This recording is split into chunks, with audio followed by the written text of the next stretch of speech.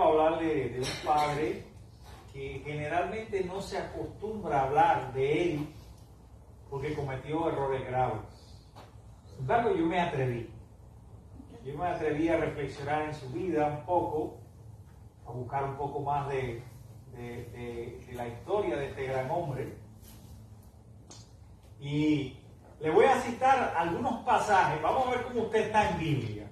Le voy a citar algunas frases que tienen que ver con él. Y usted me dirá de quién estoy hablando. ¿Amén? Amén. Aunque ande en valle de sombra de muerte, no temeré mal alguno, porque tú estarás conmigo. Tu vara y tu callado me infundirán aliento. David, ya dijeron por ahí. Jehová es mi luz y mi salvación. ¿De quién temeré? Jehová es la fortaleza de mi vida.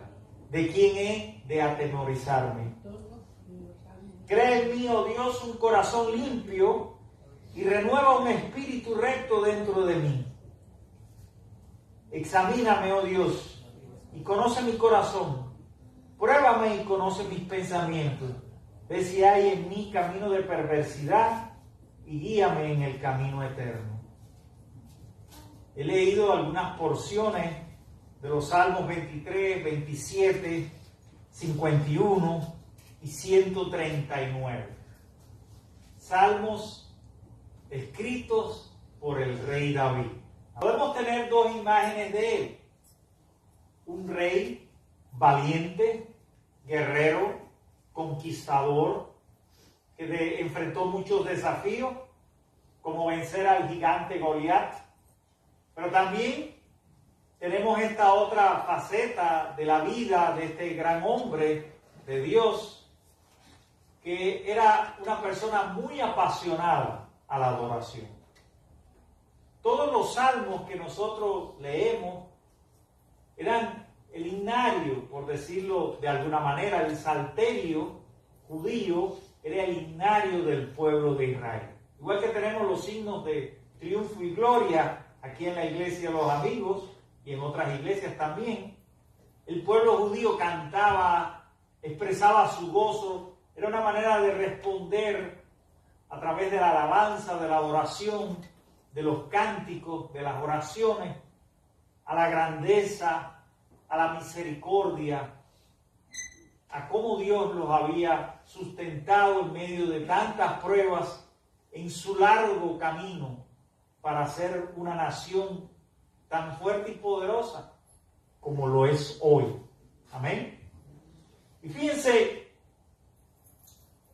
que cuando nosotros vemos la vida de David, nos damos cuenta que él cometió muchos errores.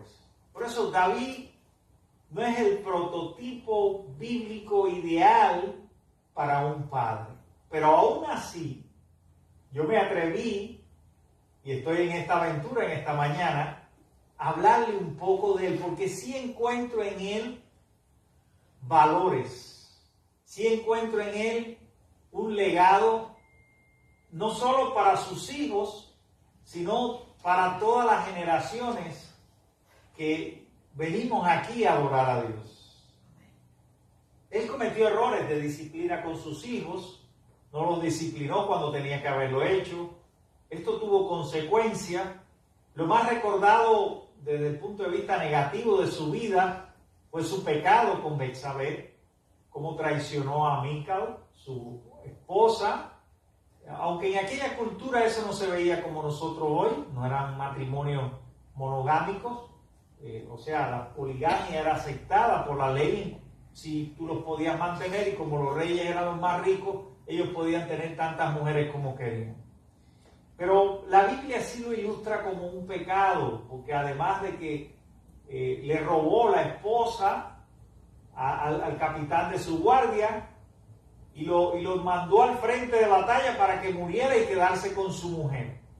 O sea que los errores de David fueron grandes delante de Dios. Por eso escribe este Salmo 51, un salmo de arrepentimiento, un salmo que invoca a Dios, que pide el perdón y el arrepentimiento ante Dios, ¿verdad? Por eso él dice con estas palabras: crea en mí, oh Dios, un corazón limpio y renueva un espíritu recto dentro de mí. O sea, si algo nos dice la Biblia de David es que era un hombre conforme al corazón de Dios. Y no es fácil ser conforme al corazón de Dios. Es el rey por excelencia, es el rey recordado por toda la nación. Es el rey que le dio un lugar para que todos pudieran peregrinar y adoraran a Dios juntos. Jerusalén. ¿Quién conquistó Jerusalén? David. Entonces, hay muchas cosas que nosotros podemos hablar del rey David. En primer lugar, cuando nosotros, por ejemplo, leemos el Salmo, y vamos a ir a sus obras más preciadas, que son los Salmos, y allí vamos a encontrar este otro lado espiritual, este hombre tan apasionado por la adoración, que escribió cosas tan bellas como el Salmo 23, el Salmo 27, versículos que son recordados de generación en generación. Miren lo que nos dice en el Salmo 27, verso 14, algo maravilloso nos dice aquí, inspirado por supuesto por Dios. Dice, esfuérzate y aliéntate tu corazón. Sí, espera a Jehová. Por eso dice, aguarda a Jehová, esfuérzate y aliéntese tu corazón. Sí, espera a Jehová. La importancia y esa confianza que debe tener cada uno de nosotros, todos los seres humanos, en el tiempo de Dios. ¿Cuándo será el tiempo de Dios? A veces nosotros vivimos en esta vida tan apresurada y queremos las cosas inmediatas, queremos obtener un trabajo, queremos alcanzar nuestros propósitos, nuestros objetivos y forzamos etapas. Incluso en la educación de los hijos hay que esperar el tiempo de Dios. ¿Cuándo es el tiempo en que nuestros hijos se van a convertir? Hay muchas familias cristianas que sufren porque sus hijos nunca fueron a la iglesia, porque sus hijos se desviaron, empezaron desde pequeños en la iglesia y sus hijos se apartaron del camino y están esperando el tiempo en que vuelvan, en el retorno, no solo a la iglesia, sino en el retorno a Cristo. Así que David, ungido como rey, antes de asumir el trono aprendió a esperar en el Señor. Y por eso escribe este salmo. Aunque enfrentó incertidumbre, confió en el plan divino.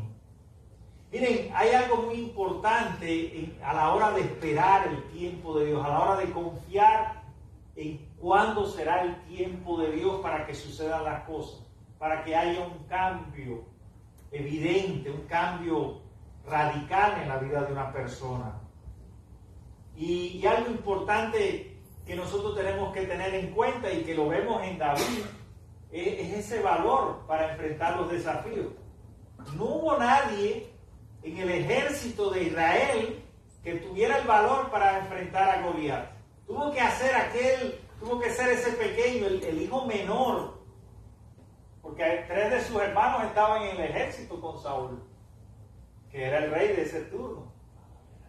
Y tuvo que ser David, siendo el más pequeño, un pastor de ovejas, el que con una onda derrotara a aquel poderoso soldado filisteo, Goliat.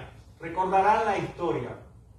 Tuvo que ser David porque Dios lo había escogido.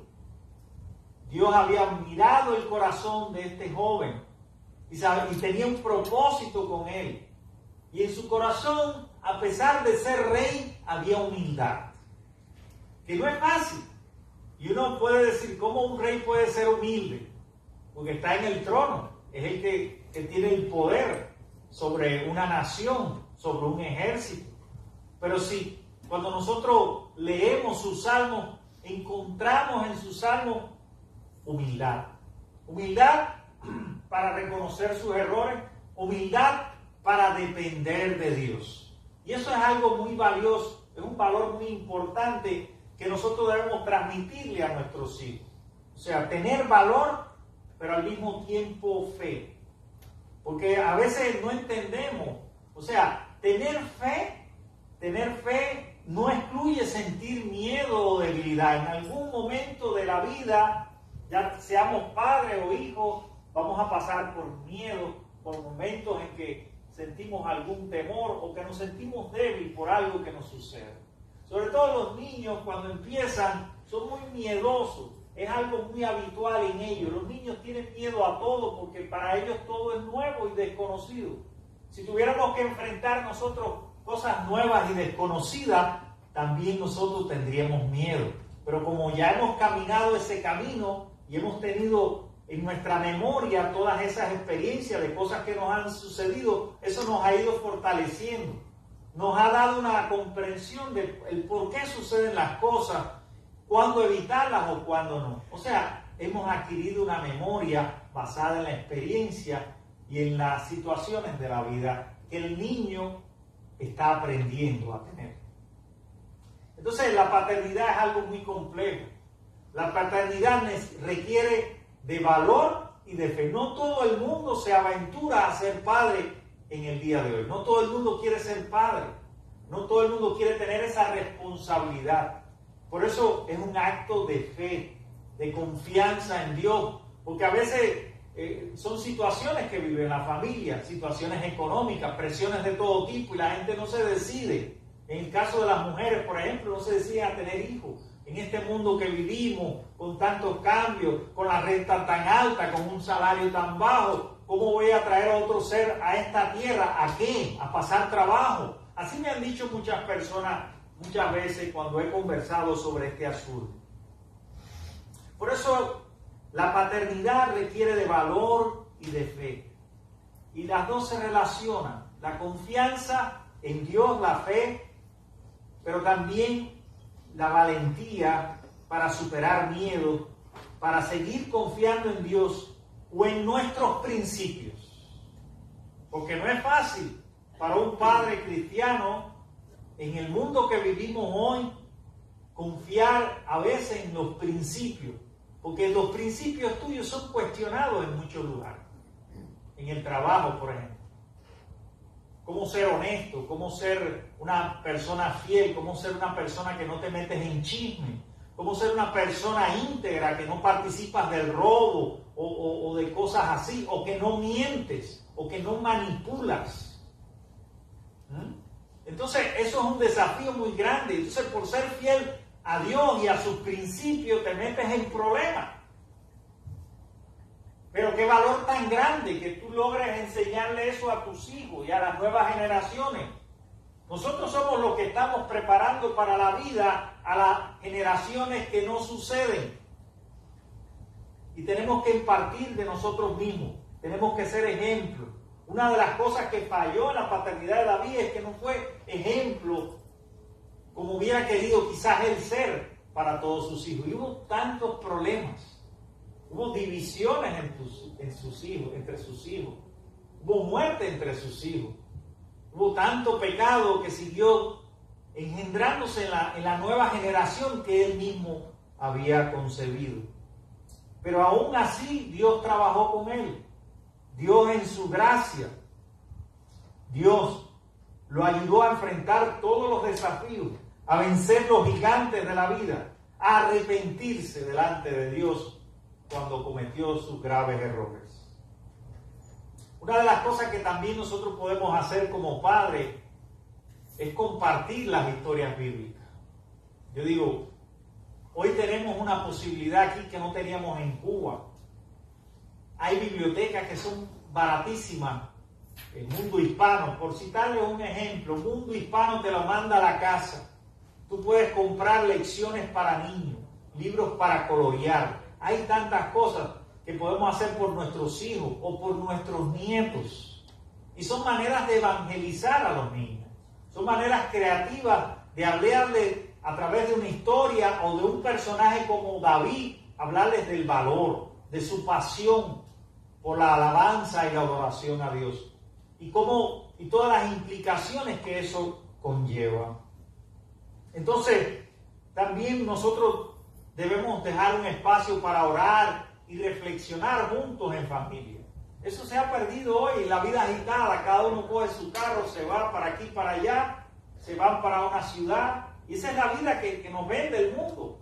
esa es la prosperidad, ese es el éxito que nos ponen en las redes sociales, el Lamborghini, con una persona viajando en un yate. Eso no es lo que más publican los jóvenes de hoy, pero ese no es el sentido de la vida. El sentido profundo lo encontramos en las Escrituras, lo encontramos en la vida de estos grandes hombres que lo tuvieron todo, como Salomón, como David, lo tuvieron todo, llegaron a la cúspide de las sociedades de su tiempo, tuvieron todas las riquezas y todas las mujeres, y nada de eso llenó el vacío de su corazón. Y no fue hasta el momento en que se acercaron a Dios, en que conocieron a Dios, en que tuvieron una relación profunda y genuina con su Creador, hasta ese momento no fue que su vida cambió y se llenaron de un verdadero gozo y de una verdadera paz. No fue hasta ese momento. Por eso es importante orar por nuestros hijos. Dedica tiempo a la oración. Ora por las mañanas en el desayuno. Ora en las comidas. Ora por la noche, porque ellos son presa fácil de un bombardeo constante, de antivalores bíblicos, de cosas que no enaltecen la vida espiritual del ser humano, de la banalidad, de las cosas más horribles que podemos mencionar o que no podemos mencionar en esta mañana. Constantemente el bombardeo es grande y nosotros tenemos que crear un antídoto para eso. Tenemos que estar preparados como padres y tenemos que esforzarnos para prevenir posibles malas consecuencias en la conducta de nuestros hijos. Después nos sorprendemos. ¡Ay! ¿A quién saldría? Mira, aquí hay un desafío puesto a los padres. O lo educa el mundo o lo educas tú. Elige. Yo le voy a dar libertad a mis hijos y no le voy a hablar de Dios y no le voy a decir lo bueno de Dios. Los voy a dejar que ellos decidan desde pequeños si es really, como dicen aquí, really, de verdad. ¿Es tan ingenuo eso? ¿Es tan poco sabio esa actitud? De verdad que no. Yo no estoy de acuerdo con eso y respeto a cada quien. Pero hay que ser más, en ese sentido, más agresivo, más intencionado. Hay que intencionar la educación cristiana de los niños, si no, nunca van a saber de quién es Jesús. Entonces, Jesús como tu Salvador o Jesús como un amigo para cuando algún día yo quiera verlo.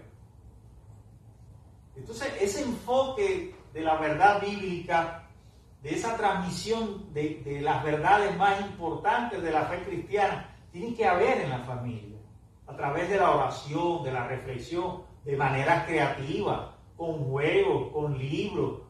No todo tiene que ser dogmático, no es una conferencia de Dixon. Usted puede usar su inteligencia, que para eso Dios se la dio, ¿verdad? Y ser creativo y ameno en lo que le va a transmitir. O sea que la oración y la reflexión son muy importantes.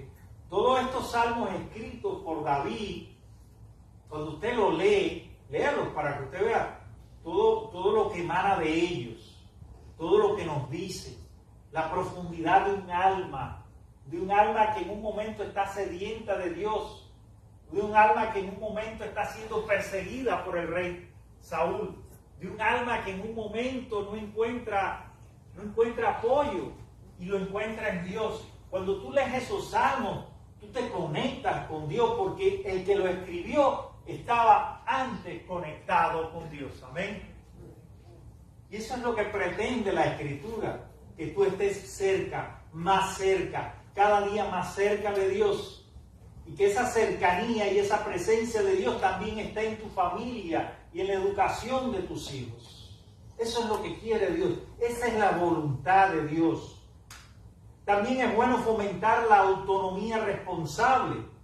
Ayudar a tus hijos a tomar decisiones valientes, basadas en principios. Enseñarles a evaluar las consecuencias y a confiar en su fe. Usted no le puede imponer nada a sus hijos cuando ya son adultos.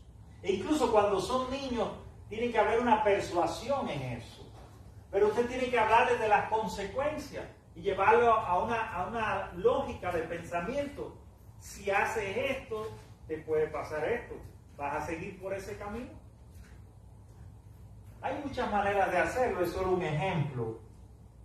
También es importante compartir testimonio de cosas que han sucedido, de cómo Dios nos ha ayudado, de cómo Dios nos ha sustentado. A veces la propia vida es la mejor escritura, es la mejor palabra de Dios. A veces Dios nos está hablando a través de situaciones muy personales, muy familiares. Y hay que darle el debido enfoque. No es obra de la casualidad. Como yo les contaba en la mañana, no fue obra de la casualidad que ese predicador y maestro bíblico que me había allí dicho tantas cosas en Puerto Padre sobre la Biblia o sobre la sana doctrina y que mi teología estaba equivocada y que me había demostrado con la Biblia su superioridad teológica y bíblica, aquel hombre arrogante delante de mi casa allí, la casa pastoral de Puerto Padre, que me hizo hasta sentir vergüenza porque... Y un día me lo encuentro sin querer y paso por del frente de su casa y él abochornando, injuriando a su madre. Y cuando sale, en el momento que yo pasé, yo no creo en casualidad, se encuentra conmigo, se encuentra y se confronta. Eres letra, eres palabra espuria, tu vida no ha cambiado. Aunque seas un papagayo repitiendo cada versículo bíblico, si tu vida no ha cambiado, de nada te sirve. Entonces Dios me llevó allí y es el ejemplo que quiero ilustrar.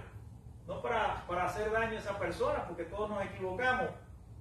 Quizás fue un mal momento, pero lo cierto es que Dios me llevó allí para decir, mira, este hombre que sabe tanta Biblia, mira cómo es. Y no para avergonzarlo a él, sino para enseñarme a mí. ¿Entienden cómo se leen las historias? Para enseñarme a mí que de nada me sirve pararme aquí a predicar la palabra si yo no cambio. Entonces, para mí siempre va a ser un desafío muy grande como predicador, porque siempre le estoy enseñando cosas, pero es que también yo soy un aprendiz. Y eso a veces lo olvidan los miembros. Los pastores somos aprendices de la vida, de las congregaciones, de hermanos valiosos, de hombres sabios, de la palabra, de David. Siempre estamos aprendiendo. Y qué bueno que tengamos ese espíritu, porque no nos lo sabemos todo. Es un enfoque, es una experiencia lo que vengo a compartir con ustedes. Tengo mi experiencia de padre, mis errores. Por eso me pongo en el lugar de David. Por eso pienso en David como un hombre de Dios. Lo dice la Biblia, no yo.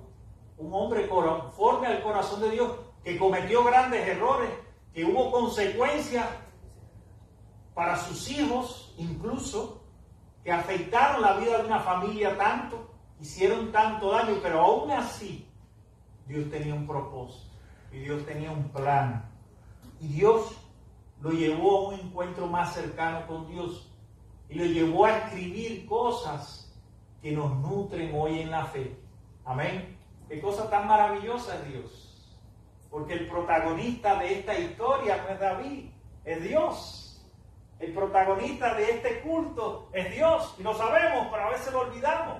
Los cánticos, todo lo que hemos hecho aquí en esta mañana, ¿es para quién? Para Dios, porque Él es el grande, Él es el maravilloso, y eso no lo podemos perder nunca.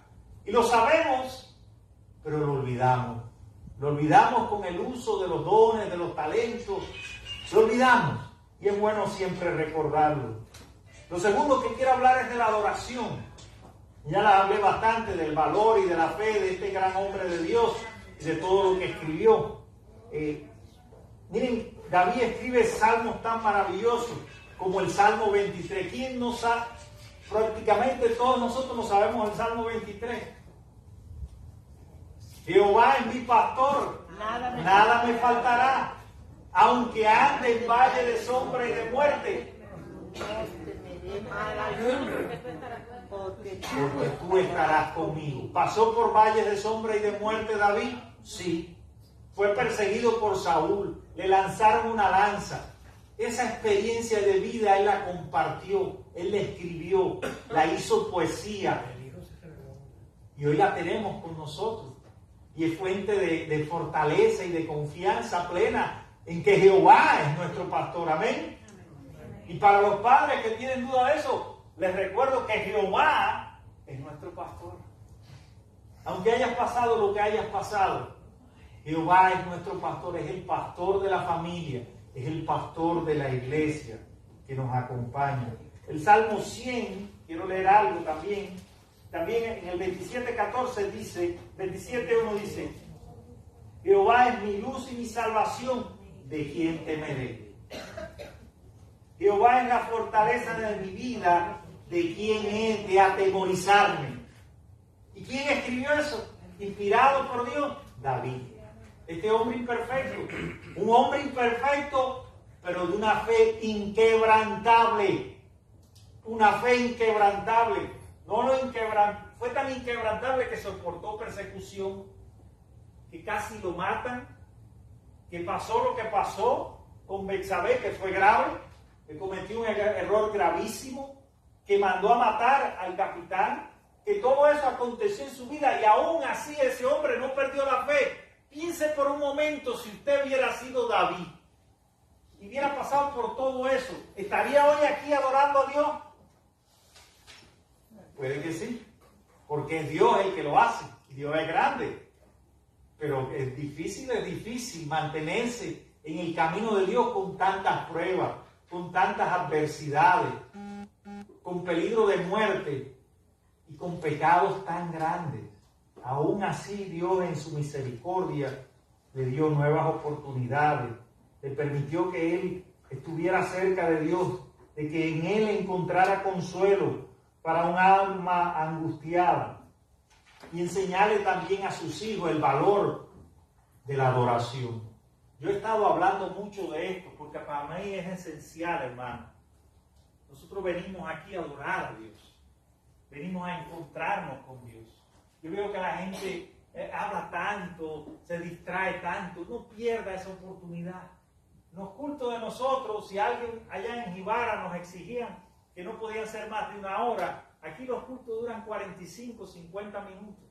Ese es un tiempo sagrado, es un tiempo que a mí no me importa quién me llame, y pase lo que pase, yo tengo mi teléfono apagado, porque yo quiero encontrarme con Dios. Yo necesito a Dios, o vengo aquí para relajar, para un tiempo en que me voy a divertir un poco, un entretenimiento más. Para eso me voy a un estadio, me voy a la playa, me voy a un cine, en cualquier lugar de eso usted encuentra entretenimiento, en una carrera de perro, en lo que sea que le guste a usted. Pero aquí es un tiempo para adorar a Dios, para centrarnos en su presencia, para encontrarnos con Él.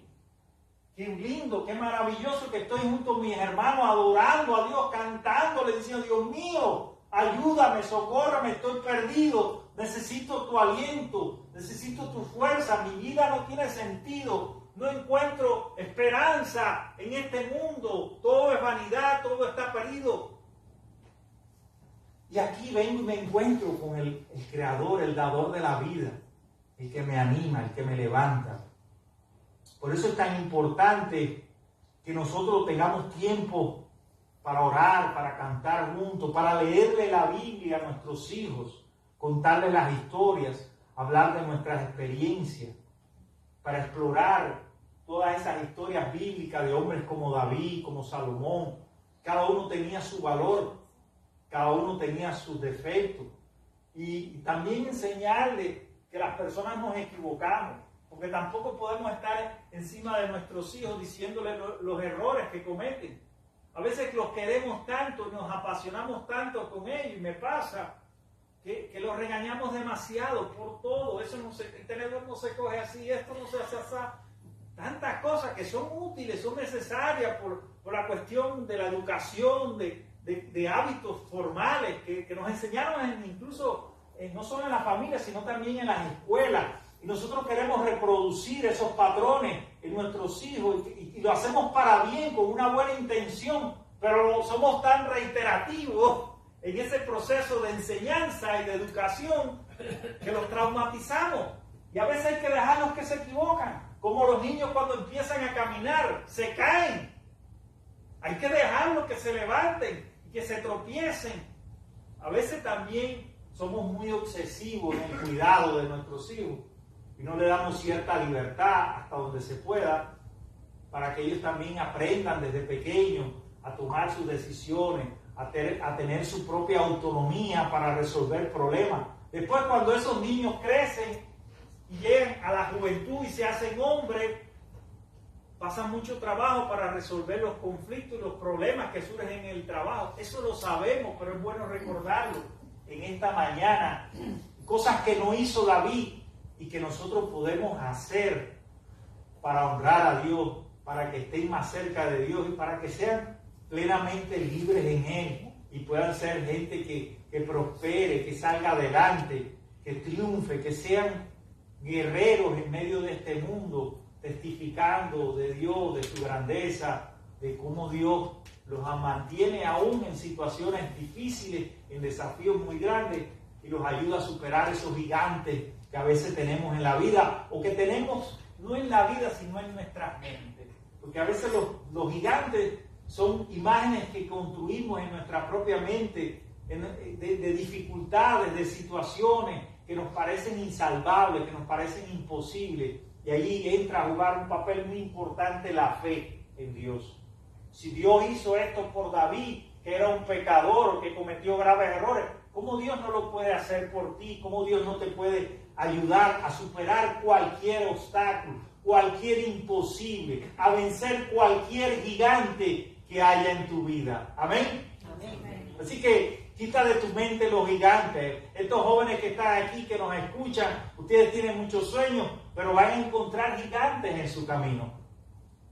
Y quieres ser médico, o quieres ser esto, o quieres ser aquello, vas a encontrar obstáculos en tu vida. Y qué bueno que tus padres te enseñen esas historias bíblicas, te enseñen a que hubo hombres como David que cometieron graves errores, pero que al final terminaron confiando plenamente en la gracia y en la misericordia de Dios. Fueron perdonados, se arrepintieron y encontraron una palabra de vida que puede también ser palabra de vida para todos ustedes. Qué bueno es eso. Y por eso este sermón, por eso estas palabras de David en el Salmo 51, que es un salmo hermoso: ten piedad de mí, oh Dios, conforme a tu misericordia, conforme a la multitud de tus piedades, borra mis rebeliones, lávame más y más de mi maldad y límpiame de mi pecado, porque yo reconozco mis rebeliones y mi pecado está siempre delante de mí. Contra ti solo he pecado y he hecho lo malo delante de tus ojos, para que sean reconocidos justo en tu palabra y tenido por puro en tu juicio. He aquí en maldad he sido formado y he pecado, y en pecado me concibió mi madre. He aquí tú amas la verdad en lo íntimo, y en lo secreto me has hecho comprender sabiduría. Purifícame con hisopo y seré limpio. Lávame y seré más blanco que la nieve. Hazme oír gozo y alegría, y se recrearán los huesos que has abatido. Qué cosa tan bella escribe David. Qué bueno, qué humildad, qué corazón humilde hay en David, que siendo un rey se reconoce imperfecto, reconoce su pecado y viene delante de Dios y confiesa. Enséñale a tus hijos a reconocer sus faltas, porque a veces nosotros mismos no reconocemos nuestros propios errores. Por eso yo parto de mí. Cuando mi hijo me dice que algo yo he hecho mal, yo le digo: es verdad, lo hice mal, no debía haberte hablado así. Y lo reconozco y le pido perdón, porque eso es parte de la vida, es parte de la enseñanza, es parte del aprendizaje de Dios. Dios nos está enseñando con la Biblia, pero también con la vida. Y nos está cambiando y nos ayuda a ser pacientes, que es una de las cosas que a veces adolecemos los padres, que la vamos adquiriendo con los años, a tener paciencia con nuestros hijos, porque hacen cosas que a nuestra edad nosotros decimos: ¿cómo es posible que tú vayas a hacer eso? Claro que tenemos que pensar así, somos ya viejitos, ya peinamos canas, ya caminamos todo ese camino, pero entonces viene a la memoria todas las cosas y travesuras y todas las cosas que hicimos cuando niños. ¿O quién no tiró una piedra? ¿O quién no se llevó un mango del vecino? ¿O quién no hizo algo que no tenía que hacer? Pero ahí encontramos esa valiosa enseñanza en la palabra de Dios, de cómo Dios nos educa, de cómo Dios trabaja en su gracia para conformar un carácter a su imagen y semejanza, y cada día nos parezcamos más a Dios y podamos enseñarle con fe, con sabiduría, con amor, con perdón a nuestros hijos, para que se crezcan saludables y fuertes, no solo físicamente, sino espiritualmente, listos, preparados para todos los gigantes y para todos los desafíos que van a tener que enfrentar seguramente en su vida. Que Dios los bendiga en esta mañana y que reciban esta palabra. Es mi manera de compartir el Evangelio, es la manera de transmitirle a ustedes mi experiencia también como padre de fe, que no está exento a todos esos desafíos y a todos los errores que podemos cometer como seres humanos. Que Dios los bendiga. Amén. Amén. Y amén.